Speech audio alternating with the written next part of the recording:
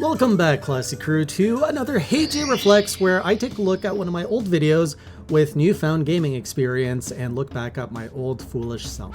Now, a little bit of context on my Dark Souls journey, which this video is going to be about. About 2 years ago, I think, is when I first embarked on Dark Souls after having never really played a From Software game. And that was because I wanted to see if I was wrong about Dark Souls after being wrong about Monster Hunter. So I played Dark Souls 1, and honestly, I didn't really enjoy it that much. Played Dark Souls 3, and I found more joy in that game, and it actually made me want to continue trying FromSoft games. And afterwards, I've gone on to completely beat every boss in Bloodborne, as well as Elden Ring. So as part of my 12 trials of Hey J that I was doing this past month, one of the trials was to go back to Dark Souls 3 and actually finish the two bosses that I had not beaten, which were Midir and Freed, I think is how you call them. And so I booted up the game to go and do the trial, only to find out that when I upgraded my computer, I lost my save file because Dark Souls 3 does not have cloud saves on Steam. So my original file is completely wiped, and so I have to restart the game from scratch, which honestly, I wasn't so discouraged by the idea of that because I've always wanted to go back and play the Dark Souls games. And so having this chance to go back through Dark Souls 3 was like a great experience and a great excuse to be like, well, let's see what my second opinion Dark Souls 3 is. So I have just made it, I've only streamed it for 2 streams. I've just made it into the catacombs, but I'm going to watch I'll watch the first 2 journals here, which takes us about to the same point. These journals were recorded, I think, 2 years ago. If you didn't see them, make sure to catch them. And this is going to be really comparing my current playthrough to what I played 2 years ago. Major differences, of course, the first playthrough I didn't know what I was doing, but I was going with a dexterity build. This time I'm going a little bit more of a cheese strat to get to endgame faster, so I went full strength, and by full strength I mean I have pumped up vigor to 40 as my primary pretty much resource to invest in. So with that in mind, let's go see what Past J thought of Dark Souls 3, and I will provide commentary along the way. Let's just look at the date real quick. This was back, it was 1 year ago. I swear it was more than that. Kind of disappointing and I didn't like it, but Dark Souls 3, nice freaking intro.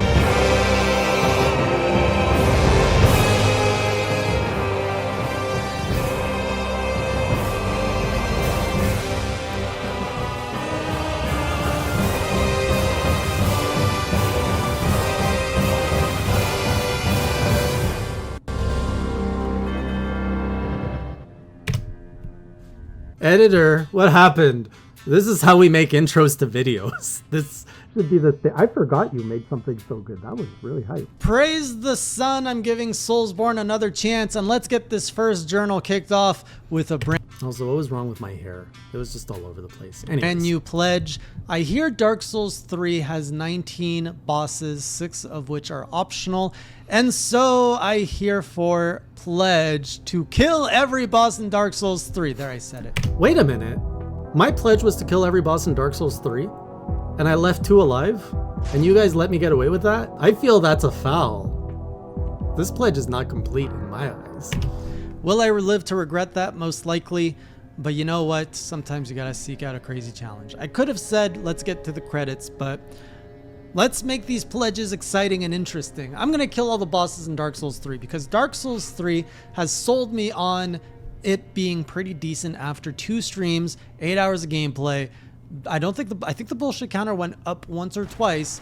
So far, we're pretty good. Also, another thing to note is, unfortunately, all the original Dark Souls 3 streams were lost. This was before I knew how to properly export to from Twitch to YouTube. So this is the only footage. Everything in the journals is the only footage I have left of that original journey. And in Dark Souls 1, by the second stream, I was already having a down moment. So there's a lot of good stuff that have been fixed in Dark Souls 3 that really help fix the issues I had in Dark Souls 1, and we're going to talk a lot about that, and then about my progress in Dark Souls 3. The first thing, though, Dark Souls 3 ruined for me is I was totally going into this expecting to be another Chosen Undead, and having to, like, do the thing with the fire again. So I made my guy, knowing he would be probably hollow most of the time, I called him the Chosen Raisin because I thought I'd be funny. And then I realized that you are not the Chosen Undead in this game. You are the Ashen one. and you don't like wrinkle, you just lose your amber, and then when you're good, you're all like flamed up. So I went with the Foolish J this time, by the way. that was a twist. The next twist is I learned that, oh, we're not out on a pilgrimage to kill the last Fire Lord and extend the Fire Age.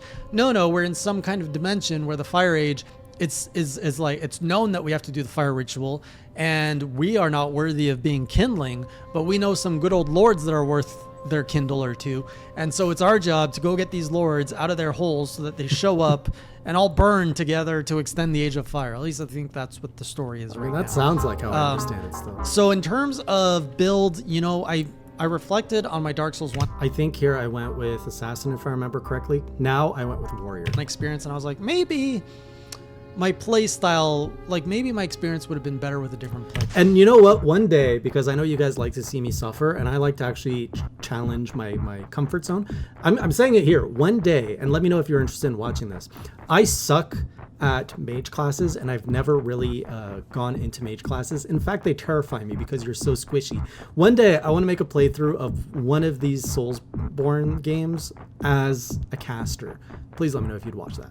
Style. And because I kind of complained about a lot of things in Dark Souls 1 and I used a strength build, I was like, let's go for something a little bit faster in this one. And so I picked the Mercenary, focusing on dexterity weapons, and you start off with the 2 blades. And I have to say, I love the 2 blades. The speed is awesome. I can like fast roll and I could go whoosh whoosh, and then you hit like L1 and you go whoosh, and then like it's the comboing feels really good. This is a part where, editor, you can put my new gameplay now of the strength just to show a comparison, because now instead of going whoosh whoosh, it's just smack, smack, smack, you die.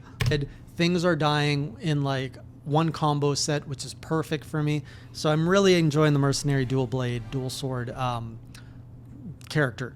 Next is, I love hubs. I don't know what it is with me, but video games and hubs, I love it. Like, this is true. Mario Galaxy has a hub, love it. Mario 64 has a hub, love it. If it has a hub, I love it. I just love this idea of having a central place to focus on and like call your own.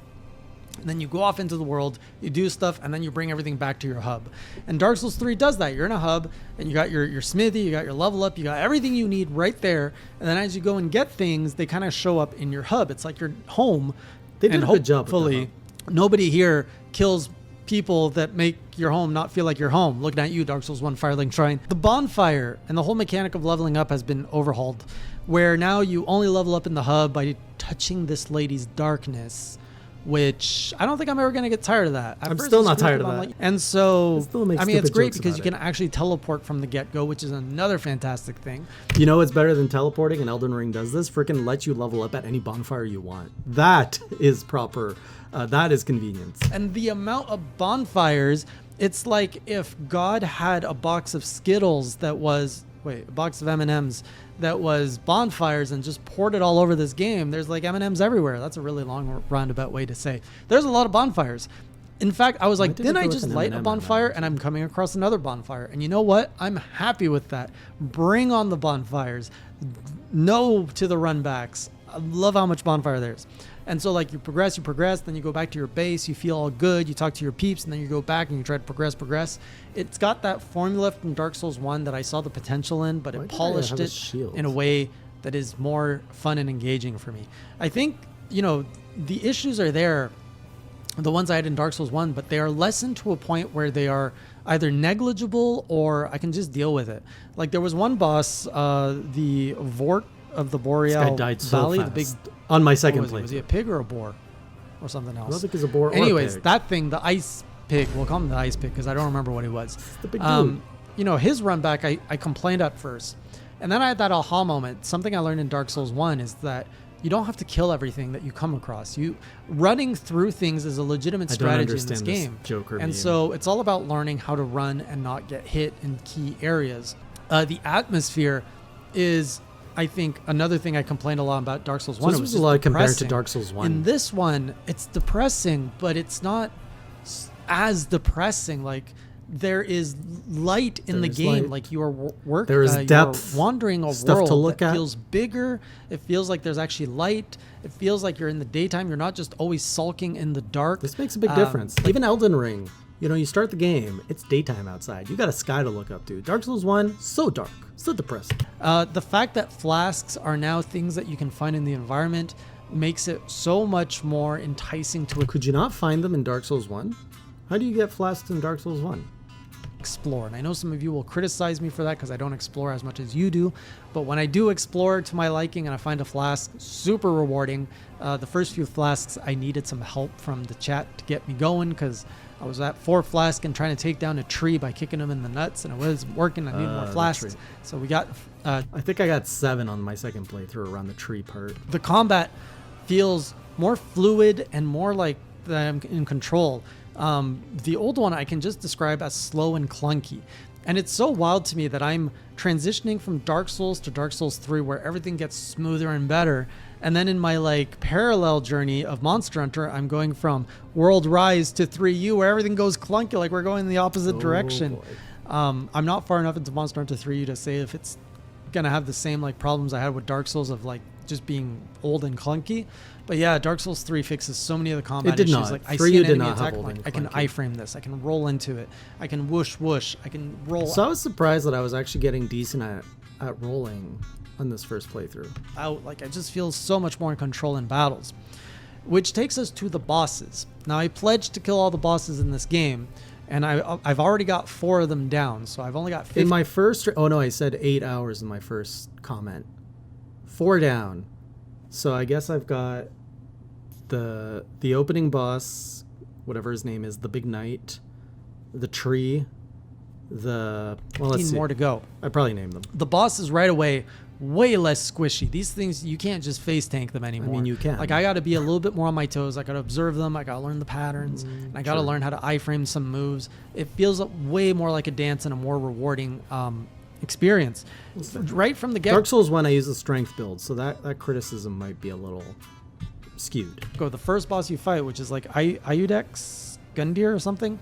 That thing was a tough fight, but it was a good one to read, to learn how to move around him. I think I might have died to him once, or I'm not sure if I died to him or if this is the one that I actually got He's on my a good first boss try. to introduce But the first game boss, to. super intimidating, but also really fun to kill. Like he telegraphs very linearly, very comfortably, which is perfect for a new player to actually learn how to play the game. The next one killed me a ton of times. This is Vord of the Boreal Valley. And, I got caught off guard because he has like a phase 2 when he's at half health. This one completely didn't phase me in my second playthrough. I remember being very comfortable dodging. Like I could actually tell his tails a lot better, whereas in my first playthrough, I think I struggled to understand what his tails were. I remember dying a lot to this the first time I played it. And that one, there was a pretty like, not the best run back, so I had to go. Honestly, it was a pretty nice run back when you compare it to some of the other stuff out there. Like I died a few times on the run back, and then it was just a matter of learning. Okay, how do I position myself? Stick when to do the I butt. slash? When should I Editor, dodge? where'd you get that? And there was that learning going on, which I really enjoyed. And then when you put it all together, but yeah, all these bosses have so much HP, like they're really chunky. And then we went to the Cursed Rotted Greatwood, which at first I was so confused. I couldn't figure out where his weak points were. And then I saw like in his groin something that was like, his balls were colored differently. I was like, don't tell me I have to go in there. And so I go and hack at his sack, and there's blood coming out, and just like, oh my god, They why knew would what they make were you doing. do this like I feel the tree's pain. Like he's just sitting back with his like legs across, he can't even stand, and you're just like whacking at his. Also, I struggled with this boss more than I cared to admit the first time. Second time, again, first try. At his bag, and it's just like, oh my god, at his tree bag, like, ugh. And then that bursts, and I'm just like twitching because I feel the pain. It's like Poor getting tree kicked bird. between the legs. It's not really cool. Tree beard, I'm not tree all bird. for monsters that have like multi weak points that you have to like hack away at. And this one I did like, except there was a bit of moves I didn't quite like the fact that Also, I just realized my health bar. Compare this health bar to my second playthrough health bar. And oh my goodness, I leveled up dexterity quite a bit in my first playthrough. Oh, it makes sense. I was using a dex build. But that life bar, what a difference it makes when you actually level up vigor. this big arm comes out from his stomach after a while, and you can like reach around, and there's like I couldn't tell the tell. That I didn't like, but I learned that, you know what, I just focus on getting rid of the front stuff fast, and then I can go behind him, and then I can hack the last sacks in the back, and then we're all good, and he's dead. So Yeah, that one was pretty good. And learning to go into the groin really quick so that you can Pro go tips. underground, because when you go underground, it stops spawning all the mobs, making the fight a little bit more manageable. Remember the mob used to get me. So like, yeah, I was dead on the strategy for the second playthrough. I just like, into the groin, let's get down there, kill you up. So honestly, I did prefer the Great Wood more than the Boreal Valley dude. Then we continued into a forest. We came across this thing called the Crystal Sage. This is the thing I killed in the first attempt. And see, I thought I was speed. I thought I was going pretty fast through my second playthrough, but I'm going roughly at the same rate as my first playthrough, which kind of shocks me. And you know, I hacked at it. I was like, okay, what's going on? Okay, it just teleports. Is this all there is to it? And then I realized it has illusions, and you have to look for the purple one, not the blue one. And so once I figured that out, we just focused on that, face tanked it, killed it, moved on.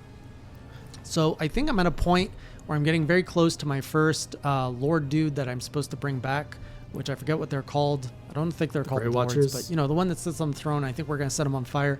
I'm like in a cathedral or a monastery. This place still sucks. And this part, the mobs have been killing me, which I just gotta learn. Like I keep dying to like surprise attacks and stuff, so I just have to learn what's going on here. And then make our way through it, and then I will have my first. I don't know if I fight the Lord or what happens, or if I just talk to him and I'm like, "Hey, no, you come back to the hub so we can." You do not just talk to him. Yeah, I didn't. You poor sweet child. No, what that's gonna be like. So we'll see how it goes. Could but you imagine, Dark Souls 3 so far is a lot just talking to him. More comfortable. It's a lot more interesting, and the fact that I did Dark Souls 1 makes me appreciate Dark Souls 3 so much more.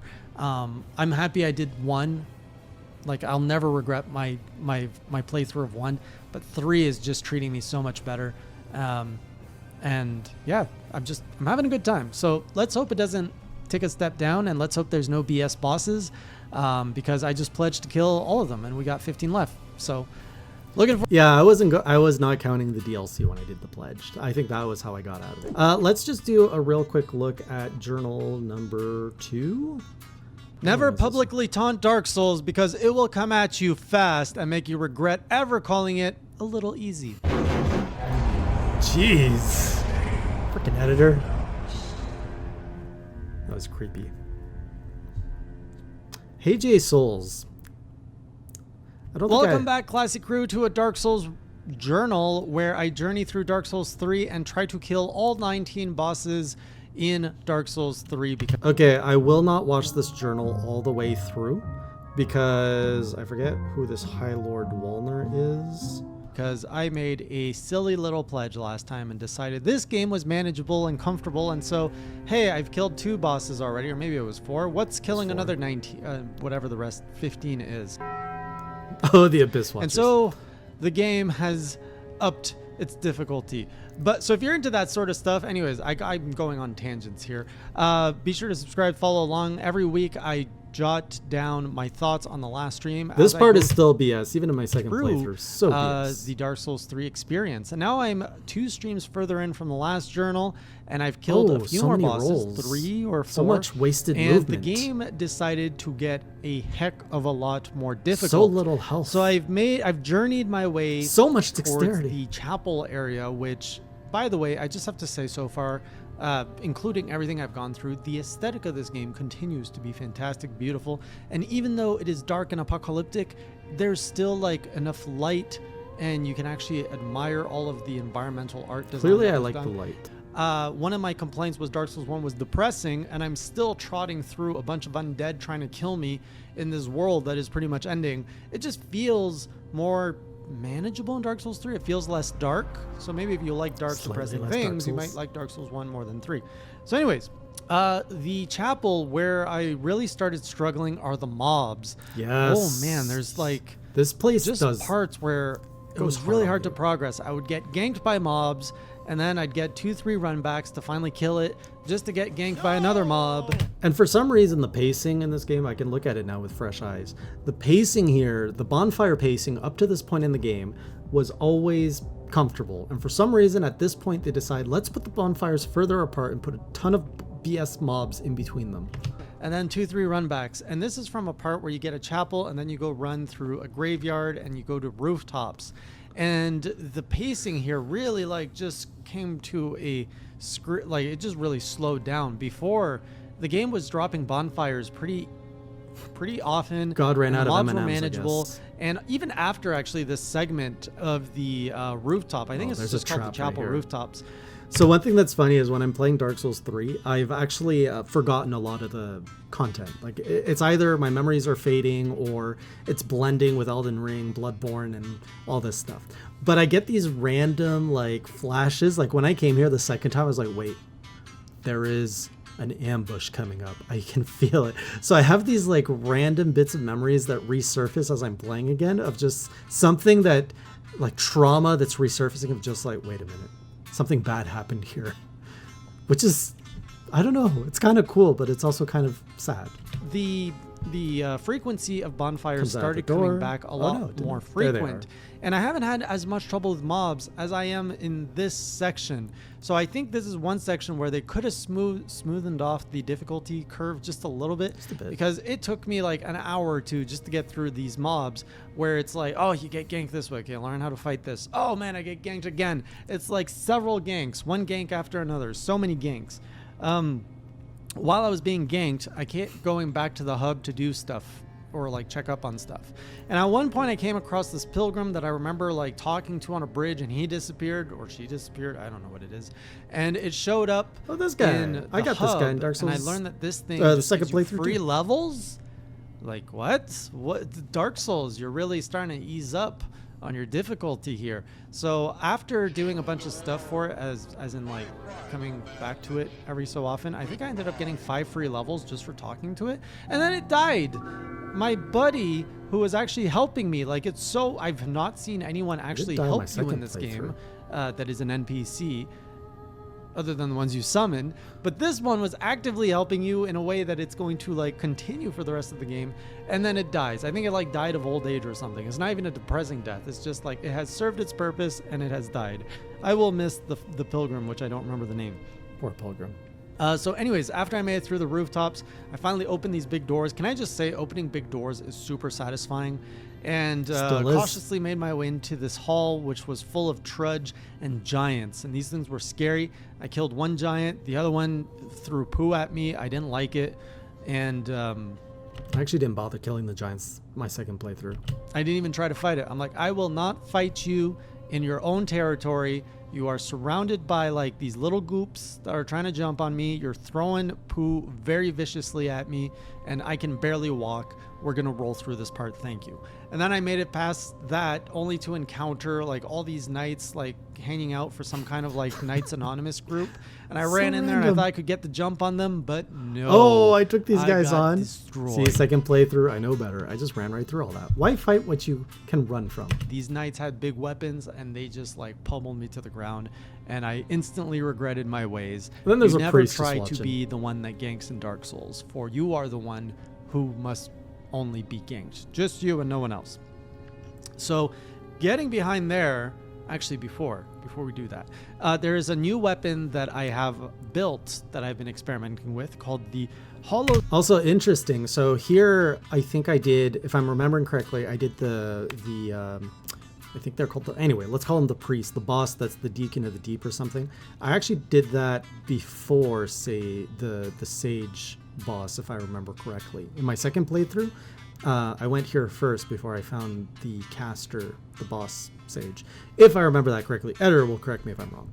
Slayer Greatsword, and I don't quite remember how I got it. I think it came from doing a boss thing. So far I've been using my double swords, or my dual That's a nice blades. sword. And then I got this Hollow Slayer Greatsword, which is like a I wonder if I got that in my two-handed second sword, playthrough. I want which What I that. really like about it is you can run, and then you can do like a sweeping arc, which has been really cool to do. And it became really useful in the fight, the next boss fight, which is the Deacons of the Deep, which I thought these were the... I died to this in my second playthrough. I didn't know they had a one-shot instant death This move. was one of the Lord of Cinders. Turns out it was not. And I was just like, what is this boss? It's just like a bunch of priests. And I just start like running in there and like slash. You know, I have to say, watching the commentary of someone's first playthrough, even if it's mine, the game is so different on your first playthrough because there's so much you just don't know. And just replaying the game with the knowledge makes such a big difference. Like I'm sharing here how I got here and I didn't know what to do. My second playthrough, you know, I was just booking it for wherever the shiny dude was, and I was just trying to kill that. It just changes the game so much. when you've played it once. That first playthrough is so precious, like you can never get that again. Across, and it does a lot of damage.